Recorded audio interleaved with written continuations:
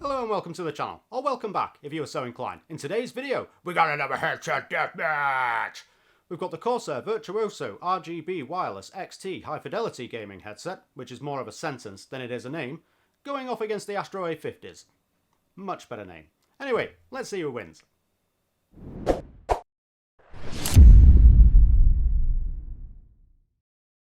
So let's start with the Astros. Now to unmute the mic on the Astros, you simply move it down into its normal position. That's it. And to mute it again, you lift it up. You hear a little click in the speaker, and that's pretty much it. But here we go. Now a microphone on a wireless headset that costs $300 retail. I mean, don't get me wrong, I got mine for $200 on Amazon, which was a steal. And I've seen them on there a few times for $250. But they are a $300 pair of headphones with a mic. That's pretty much it. But the mic on this sounds pretty good, as you'd expect. I think it sounds quite full. It's not quite to that nasally sort of irritating sound that you sometimes get on most headsets that are behind me. It does sound kind of rich, and you do get what you get what you pay for, and I kind of like that. I think it sounds good, and it definitely doesn't sound last gen, but it definitely doesn't sound next gen. It's just bang on the money where this is now. But bear in mind, this is a 2-year-old headset, so pretty good for the now. Pretty good for the now. In terms of the typey, I'm not actually typing anything. Or the gamey, and the rage quitty. Doesn't sound too bad, but let's move on and we'll have a listen through the XT. Now the XT has the broadcast grade mic that Corsair call it.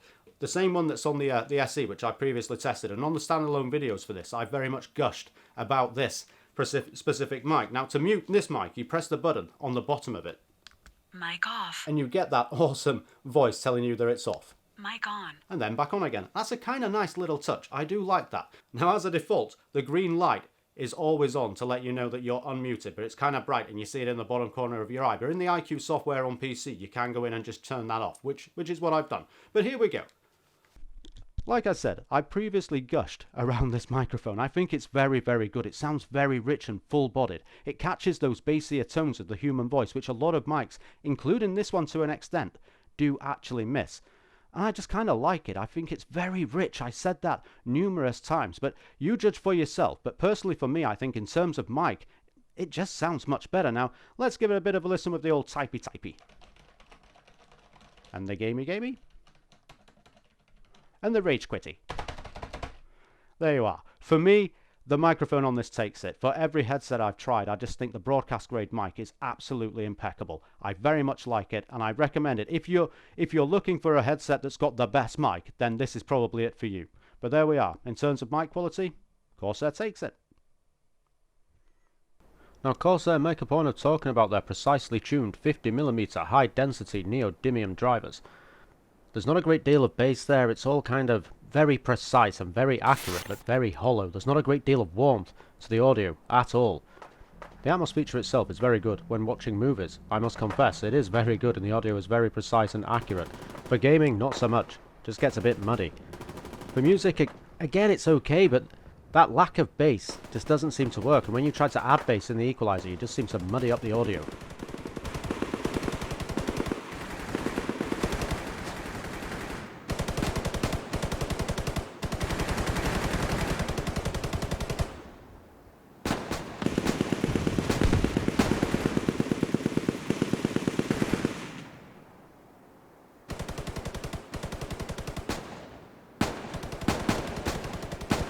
The best way I can describe them is accurate but hollow. Where Corsair have gone whole hog with making your headset versatile and multi-purpose, like to just use as a pair of headphones with your phone, just remove the mic, Astro have gone completely the opposite way. This is purely for gaming. Yes, you can mess around with the EQ for a long time and get this sounding passable for listening to music. And yes, for movies, the audio is very bright and excitable at times when it doesn't need to be. In gaming, though, the audio is outstanding. You can tell it's been finely tuned with one purpose in mind, and that is just gaming. If you're playing FPS games, the footsteps are clear and distinct. You get a good distance audio, you get good directional audio.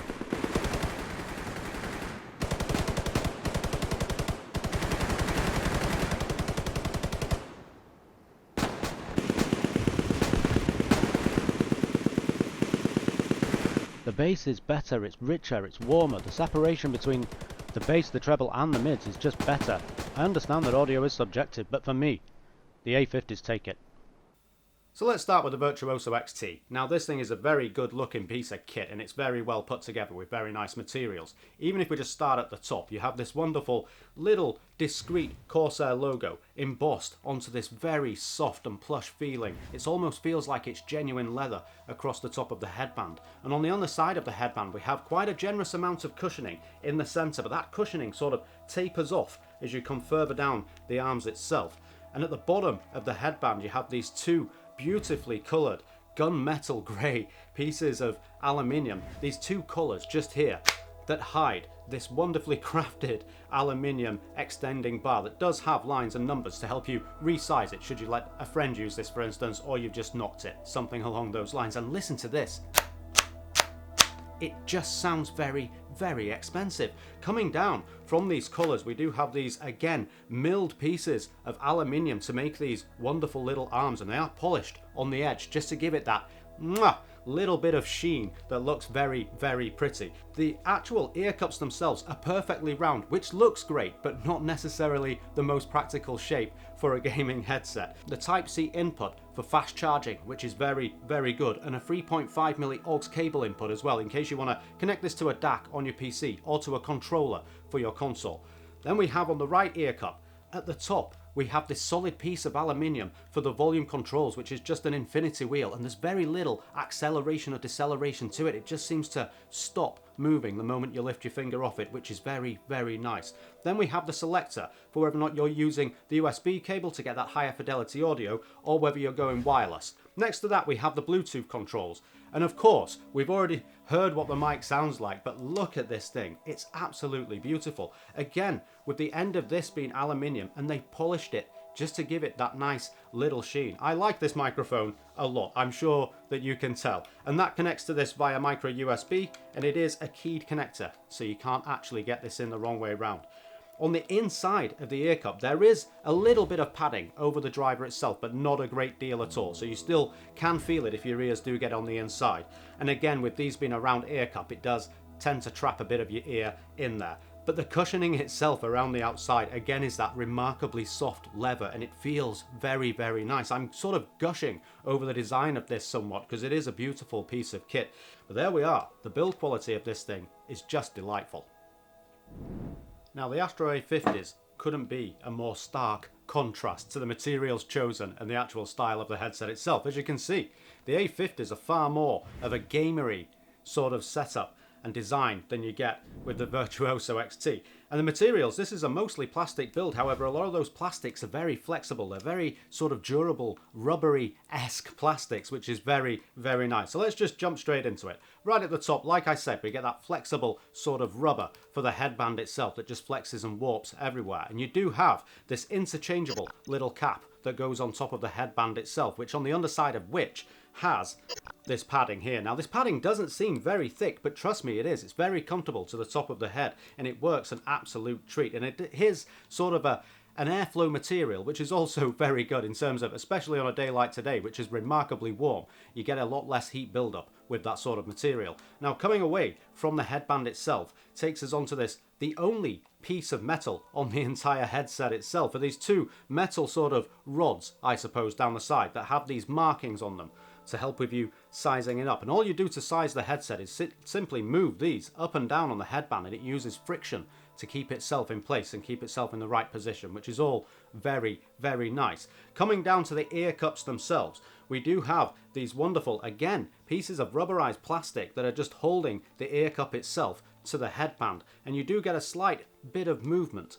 Whereas the XT have gone for that pure style of the ear cups where it's just round and looks very pretty, these have gone for a much more ergonomic design, and they are sort of warped. You can see if I take this away that there is a slight lip up on the actual ear cup itself, just to try and hold a bit more of that audio in, and replacing the ear cups on these is just an absolute breeze. They're just magnetized to the head of it. Now on the inside of the ear cups themselves there is padding over the top of the driver housing, and it is a nice thick plush padding, and it doesn't add a lot of mushiness to the audio that comes through the drivers at all. It feels like they're not there in terms of the sound itself. And the cushions around the ear cups are all very lovely and padded and do have that airflow material again, so it does feel lovely on the ear, but they do have a tendency to pick up hair and dust and other such things. The right ear cup, we do have all of the controls for this headset itself. We have the volume control in the bottom corner. Now this again is an infinity wheel, much like on the XT. However, it's definitely not a milled piece of aluminium. It's just a nice rubberized wheel that does just flow, and you can feel the ridges. Moving up from there, we do have the equalizer button, and you can choose between various equalizers and your own presets within the actual Astro Command Center software, which is all very good. And then we have the button that selects between your 7.1 sort of fake surround and just the stereo, and I'd always stick with the stereo. It tends to sound a lot better unless you're playing single player games. And then you just have the power switch, which is just a physical switch. You push it up for on and push it down for off. All very lovely, and there's nothing on the left ear cup other than the microphone itself, which doesn't detach, by the way. And the wire for these that connects the actual drivers to the headband itself that loops around is exposed, but you can't break it because the bottom of these rubberized rings that come round act as a stopper for the ear cup itself, so it can't flex too far out. So there's no scope of ripping these unless you actually cut it, which you'd be foolish to do so. In terms of which one is best, honestly, I'd say the build quality and the styling, although remarkably different, is of equal quality. You can tell that the materials used are very expensive. You can tell that the time taken on the design of both of these headsets is quite vast. I like them both. For me, build quality, style and design, I'd say that these two headsets, it's a draw for me. Now in terms of comfort, Corsair have gone to great lengths with their marketing to explain just how comfortable they feel that this headset is. The piece of metal they've used through the headband of this is quite light and it's not very robust, so the clamping force of these eventually just completely dissipates, and you can feel that they're just being suspended by this bit of extra thick padding at the top of the headband itself, which at first doesn't seem remarkably uncomfortable. But after a couple of hours, you can definitely feel this point loading right on the center of your head, and that does bug me a little bit. With the ear cups being round and not a more ergonomic shape, again, that sort of bugs me a little bit, and you do get a bit of heat buildup with this sort of wonderfully soft, leather-esque material. They are comfier than the previous iterations, but I don't feel that they're as comfortable as Corsair say that they are. The Astros, however, putting these on is a bit of an experience. I like them a great deal. The moment you put them around your head, you can feel that a lot of the mass of these is taken up by the clamping force of the ear cups themselves. That's not to say that it's uncomfortable, because it's not. They feel delightful, they feel very snug, and they feel very expensive. You can barely feel the little bit of padding at the top of the headband against the top of your head. There's very little point loading to speak of at all.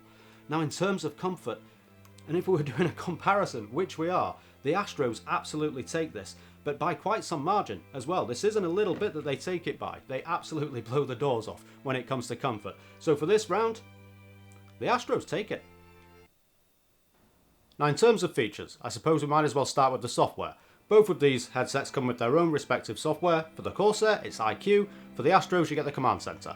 Now both of these softwares enable you to create your own presets for different types of audio. You can manage the EQ, you can change your mic input volume, you can change the side tone, all of that wonderful stuff. You can even enable or disable 7.1 or just general surround. That's all very lovely. Where they differ, however, if you want to do any of that stuff on the Corsair, you can. If you want to cycle through it, however, you will need to tab out of whatever you're doing, go into the IQ software and manually change it. Whereas with the Command Center, you don't need to. You can simply synchronize all of the settings that you've got to the base station itself, which then project that to the headset, and you can cycle through them on the headset itself by simply change through your presets using this bottom button right here. If you want to enable 7.1, you simply press that. Nice and easy, all on the fly. If you want to change the chat to game volume between you and your friends, you can do that on the headset with these two buttons here. It's just the chat to game mixer on the ear cup itself, whereas again with the Corsair you would need to tab out. What the Astro can't do, and what the Corsair can, however, is connect to Bluetooth. Now crossplay is going to become more and more relevant as time goes on. It's already happening with things like Warzone. So if you're buying this and you're using it on your PlayStation, for instance, and you're playing crossplay with your friend on PC, you can simply connect this to your phone as well as the console itself and just talk to your friend on Discord. Nice and easy, and that is a feature that will become more and more relevant. And on that feature alone, with all of this, I feel that this is kind of a draw. I feel that Corsair is moving forward with what they're doing. And yes, you can adjust all of the settings you want before you start gaming. I appreciate that. I do appreciate the on-the-fly changes that you can make with the Astro. But I just think moving forward, the Bluetooth connectivity is going to become a real thing. But there we are. For me, features, it's a draw. In terms of compatibility, this one is easy. They're both compatible with the exact same thing, so obviously it's a draw. But there you are. Overall, it comes out as the Astros. The A50 just takes it. Yes, the Corsair has a much better mic, of course it does, but when comfort and audio are clearly better to me on the Astros, then that's a big issue for me, it really is. Comfort is one thing, audio is another, and the mic is still very, very good. It's still comparable and still better than most on the market. So it is a case of the A50s take this one, but it was a close run competition. There was quite a lot of drawn rounds in this, but there we are. If you want to buy either of these products, you can in the links just below. They are my Amazon affiliate links. I do get a bit of a kickback if you do buy anything through them. I just need to let you know that. But if you've liked what you saw, please leave a thumbs up, and why not subscribe if you want to see more content like this. But thank you very much for watching. Have a wonderful evening, morning, noon, wherever you are in the world. Goodbye.